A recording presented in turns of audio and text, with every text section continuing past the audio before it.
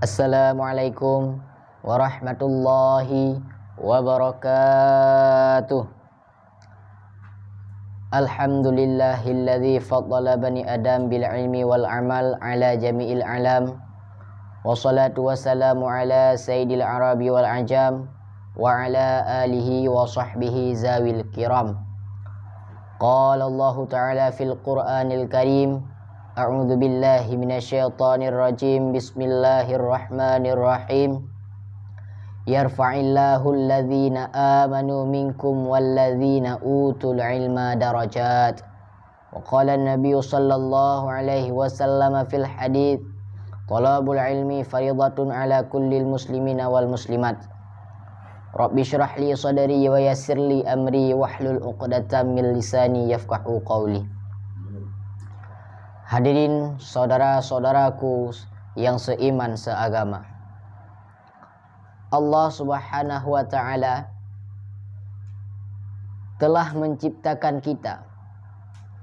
Sudah Allah menciptakan kita, Allah menempatkan kepada kita itu sebuah alat pemikiran, itu dinamakan dengan otak.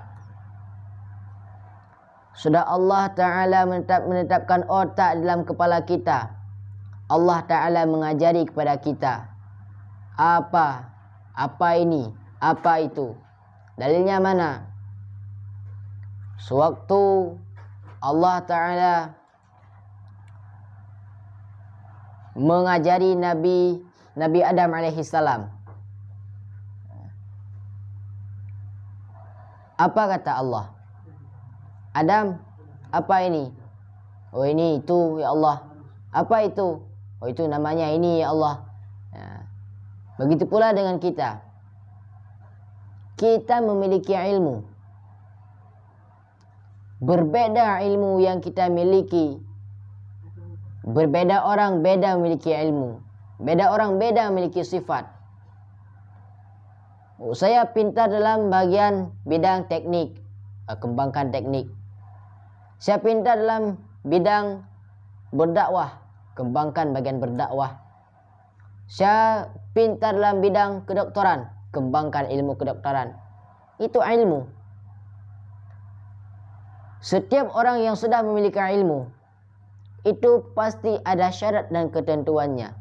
Bukan hanya dalam menuntut ilmu, tetapi di dalam kita mendaftarkan diri menjadi seorang TNI, seorang Polri, seorang Brimob, itu harus ada syarat dan ketentuannya. Maka pada kesempatan kali ini kami ingin membahas syarat dan ketentuan bagi seorang penuntut.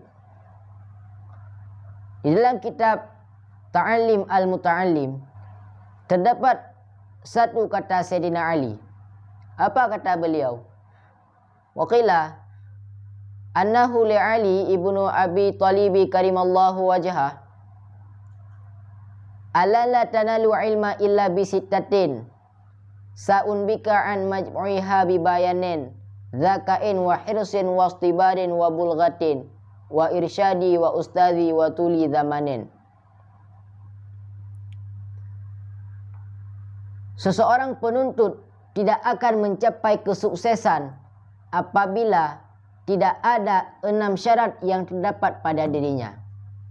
Bahkan syair yang telah kami bacakan tadi pernah diterjemahkan dalam berbentuk nazam, lagu oleh ulama-ulama Aceh. Bagaimana bunyinya?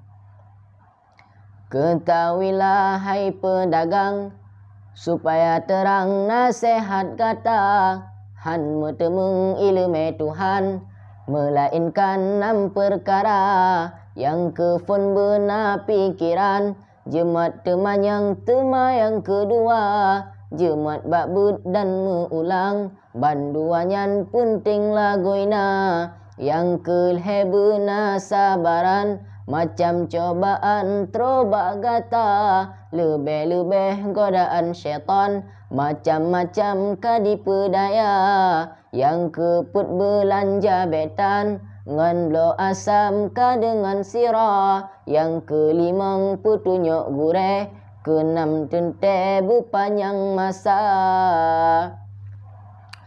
Maka syarat yang pertama seunbika kecerdasan. Setiap orang yang hendak menuntut ilmu, lebih-lebih lagi ilmu akhirat, dia harus memiliki otak. Apa makna harus memiliki otak? Dia harus pintar, dia harus pandai, dia harus cepat memahami dalam kehalusan-kehalusan ilmu kitab, kehalusan-kehalusan ilmu-ilmu yang lain. Jika seorang tidak ada akal, jika seorang tidak mempunyai kecerdasan, apakah dia bisa menjadi seorang yang sukses? Tidak. Misal kita bilang orang gila, ya lari jalan ya, pergi menuntut ilmu dia. Tak ada kita dengar orang gila menjadi seorang ulama. Tak ada kita dengar orang idiot menjadi seorang bapak presiden. Tak ada kita dengar orang-orang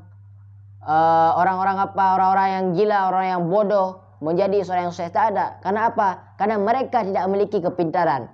Mereka tidak memiliki kecerdasan. Kecerdasan sangat penting di dalam menuntut ilmu. Yang kedua, zakain wa hirsin, kemauan. Kita harus memiliki kemauan yang tekad. Kita harus memiliki kemauan yang kuat di dalam menuntut ilmu, di dalam bisa menuntut ilmu. Kemauan apa? Saya ingin menjadi TNI, saya ingin menjadi seorang pendai, saya ingin menjadi seorang polisi. Harus ada kemauan. Kalau menjadi seorang dai, saya harus giat dalam belajar. Kalau menjadi TNI, saya harus giat dalam berlatih, berjuang. Nah, itu kemauan. Kemauan sangat penting di dalam menuntut ilmu.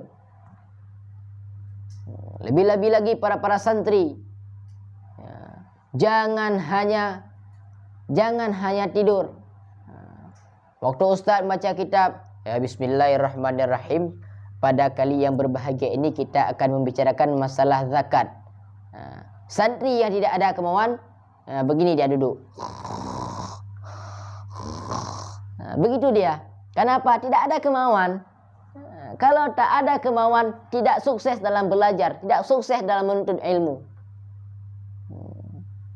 Begitupun yang dalam belajar, dalam menuntut ilmu yang lain, harus tekad, harus yakin.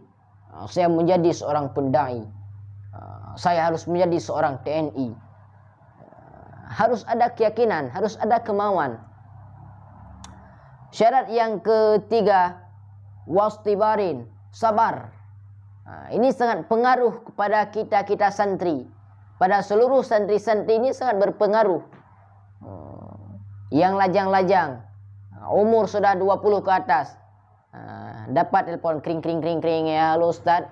Ya, ini teman-teman Ustaz nih yang di Bogor. Ya, jangan lupa Ustaz datang hadiri acara hari Senin, acara resepsi walimah.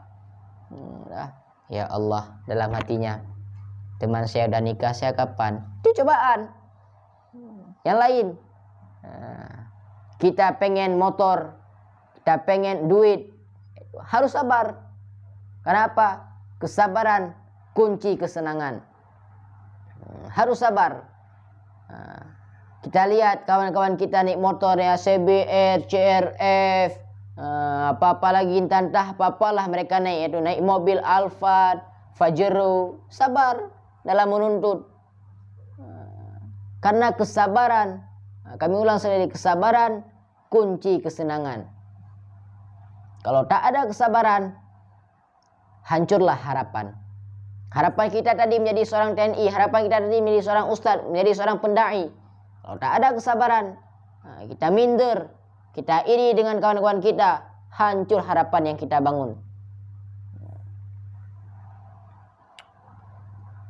Seperti nazam yang telah kami bacakan tadi, syaitan selalu memperdaya manusia, lebih-lebih lagi manusia dalam berbuat ibadat. Kita dalam santri-santriwan di dalam dayah, mereka beribadat kepada Allah. Karena apa? Karena mereka sedang menegakkan agama Allah. Karena mereka sedang mempersiapkan diri untuk membetulkan umat-umat yang menyeleweng dari agama Islam. Makanya harus sabar. Sabar kayak tak ada duit di daya, tak ada duit di pesantren, itu sabar. Makan kadang-kadang tak ada lauk, tak ada ikan, itu sabar. Kita diserang penyakit kudis, penyakit kurap, itu sabar. Kita dihina sama kawan, apalah dia, itu tak ada dia, mana ada jadi seorang ustaz dia, dicaci, dimaki, dia itu anak orang miskin. Takkan dia menjadi seorang ustaz, takkan dia menjadi seorang yang sukses. Sabar. Karena apa? Banyak anak-anak orang kaya, banyak anak-anak orang pejabat, mereka tidak sukses dalam menuntut ilmu. Karena apa? Karena fikiran mereka lah, untuk apa saya belajar? Untuk apa saya menuntut ilmu? Harta bapak saya akan banyak. Banyak kalau kita belum berumah tangga. Tapi apabila sudah berumah tangga, malu kita nak meminta selalu. Malu kita nak menadahkan tangan, ayah minta duit, beli pampers anak. Ayah minta duit, beli lauk di rumah. Tak malu kita. Nak bawa kemana muka ini? Itu sabar. Tapi kebanyakan orang yang sukses, orang yang menjadi pendai, orang yang menjadi ulama itu orang yang tak ada kemampuan, orang yang tak ada kecukupan. Terus syarat yang selanjutnya, wabulghatin, biaya. Biaya pun sangat mempengaruhi dalam metode pembelajaran. Kita lihat kawan kita, ya, dia makan enak dia. Oh ya Allah, dia makan enak, ya Allah. Saya ni nggak ada apa-apa, ya Allah. Kita tak, paling kurang sehari kita jajan 1000. Itu paling kurang. Itu pun boleh. Banyak ulama-ulama yang dulu mereka sukses, mereka menjadi seorang wali Allah dengan menahan diri. Duit ada duit, tapi mereka berhemat. Makan tak ada lauk, Indomie dibagi 3, satu bagian dimakan pagi, satu bagian dimakan sore, satu bagian dimakan malam. Itu sudah mantap itu. Tak perlu banyak-banyak duit, tak perlu banyak-banyak uang. Kalau kita banyak uang tersebut membuat kita menjadi malas. Malas dalam belajar, malas dalam mengulang materi pelajaran yang sudah diberikan oleh guru. Terus syarat yang kelima, wa irsyadi ustadzi, bimbingan guru, petunjuk guru. Petunjuk guru ini sangat penting. Petunjuk guru ini sangat penting bagi kita para santri, bagi kita murid. Tak ada alasan, ya Allah, guru ini bodoh dia, guru ini tak pintar dia masalah kitab. Guru ini apalah dia. Itu tak penting. Yang penting apa? Petunjuk yang dia beri. Juga kalau seorang santri, kalau seorang murid yang sudah durhaka kepada gurunya, ini ancaman yang paling berbahaya. Itu ilmunya tiada barokah. Ilmu yang dia dapatkan dari gurunya tiada barokah. Untuk apa dia pintar, untuk apa dia mahir dalam membaca kitab, tetapi tiada barokah. Banyak cerita-cerita yang kita ketahui, itu para ustadz yang tidak barokah ilmunya. Sukses seorang murid, sukses seorang penuntut bukan dikarenakan gurunya seorang yang pandai. Didengarnya iming-iming. Oh, di sini ustaz ini karamah, syekh ini pintar dia. Kita pergi ke sana, kita pergi ke situ. Kalau seorang santri sudah biadab kepada seorang gurunya, walaupun dia pergi ke tempat yang lain, dia pun menjadi seorang biadab pula. Kalau dia tiada menghargai gurunya di suatu tempat, sekalipun dia pindah ke tempat lain, dia pun tidak akan menghargai gurunya. Maka petunjuk guru ini sangat penting. Guru memang bukan orang yang banyak mengetahui. tetapi gurulah yang mengajari orang untuk lebih banyak yang mengetahui. Selanjutnya, watuli zamanen, masa yang panjang. Zaman yang panjang. Kalau kita pergi menuntut 3 tahun, 2 tahun, jangan mengharap menjadi seorang ulama, jangan mengharap menjadi seorang yang sukses. Takkan. Bahkan Syekh Ibnu Hajar Al-Haytami, beliau 40 tahun beliau menuntut, tak tahu apa-apa. Pada suatu hari beliau pulang lantaran malu, diejek maka kawannya. Sudah 40 tahun hidayah, tak tahu apa-apa, dia pulang. Dia pulang tak lewat kampung, pulang lewat hutan. Pada suatu tempat dia berteduh dalam gua. Ditengoknya sebuah batu yang selalu ditetesi oleh air hujan. Maka batu tersebut menjadi lubang, tergores dalam lubuk nuraninya. Batu yang keras aja kalau selalu ditetesi air hujan bisa lubang juga. Apalagi hati saya yang lembut, yang mudah mendapat ilham dari Allah, tentulah saya bisa menjadi seorang yang sukses. Maka Syekh Ibnu Hajar Al-Haytami tak jadi pulang dia ke kampung. Dia menuntut, bahkan sekarang sudah banyak kita lihat, kita dapat di dalam kitab-kitab, kita temui dalam kitab-kitab pendapat-pendapatnya, perkataan-perkataannya. Bahkan banyak kitab-kitab yang dia karang. Dikarenakan apa? Itu panjang masa. Kalau kita pergi menuntut setahun 2 tahun bisa mengharap menjadi orang sukses, itu takkan. Itu harapan yang sia-sia. Tapi harapan yang membuncah. Kita pergi menuntut 10 tahun, 15 tahun, 16 tahun. Maka itulah menjadi seorang yang sukses. InsyaAllah kalau kita mematuhi syarat-syarat dan ketentuan-ketentuan dalam menuntut ilmu, InsyaAllah kita menjadi orang yang sukses dan tak akan menjadi orang-orang yang sia-sia.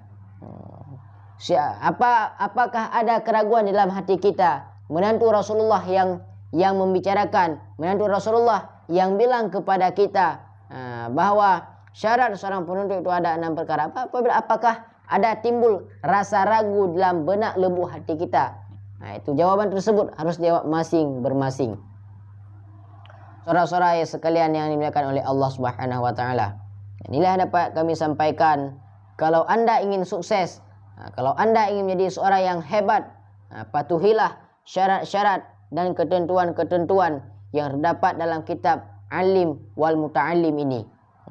Tepatnya pada halaman 15, syair yang dikatakan oleh Sayyidina Ali karimallahu wajhah. Mudah-mudahan kalau kita mematuhi segala ketentuan-ketentuan, kita akan menjadi orang yang sukses. Amin, amin ya rabbal alamin. Billahi taufiq wal hidayah. Assalamualaikum warahmatullahi wabarakatuh.